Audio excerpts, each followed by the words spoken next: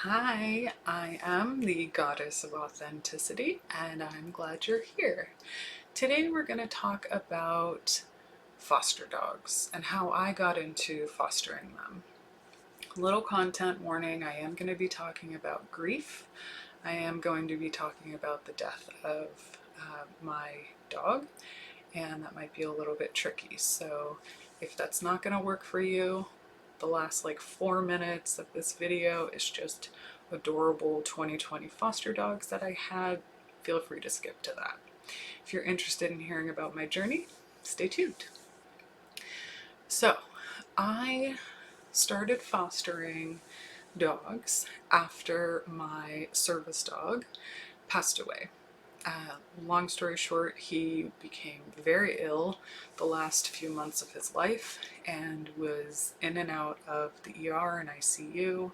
And it got to the point where I was keeping him alive for me, and his quality of life was declining, so he needed to be put to sleep.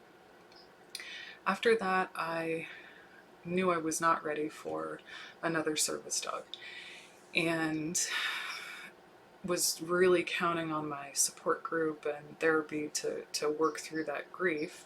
And then COVID happened. So couldn't go to a grief support group, was not able to see my friends like I was on a regular basis. And that was incredibly challenging. So a friend of mine who had been volunteering with this rescue organization recommended I check it out. So I contacted, it's called Jake's Wish Rescue. I contacted them and told them that I was interested in fostering, and pretty much right away got a dog. It started my journey. So something that comes up when I talk to people about fostering is I often get a response of, oh my God, I could never do that. Don't you get so attached? I don't think I could let them go, and things like that.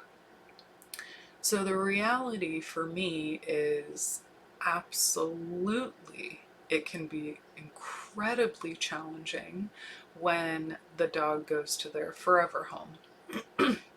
I, without a doubt, have 100% confidence in Jake's Wish because the homes that they pair the dogs with are incredible. The vetting process that they use is very detailed, and I have no doubt that they are paired with the best possible people.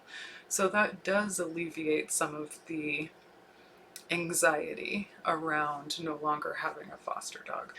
So yeah, that can happen, that does happen. But when I take a moment and I think these dogs were in a shelter, and at least in my area, the shelters are understaffed, underfunded, and over occupied. So here we have all of these dogs, especially with COVID, all of these dogs in a place where they can't get undivided one-on-one attention.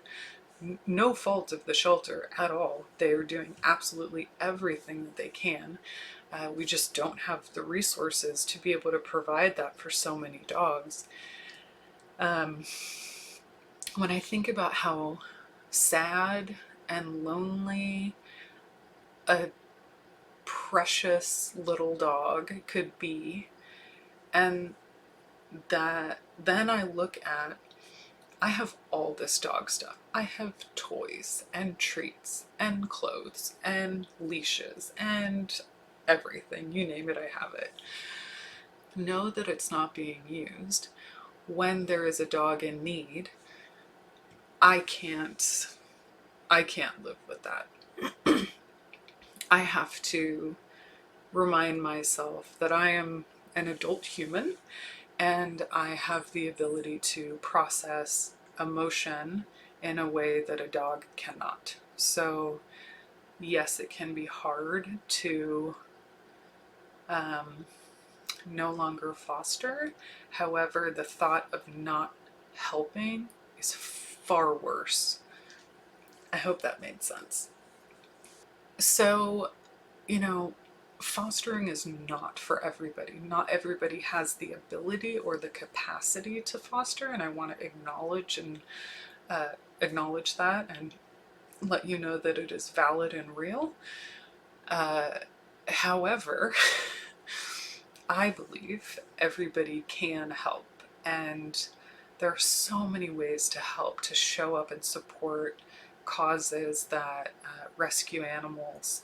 And a few of them, if you can't foster, that doesn't mean there's anything wrong with you or that you're not giving. Like, I don't want you to feel judged in that way.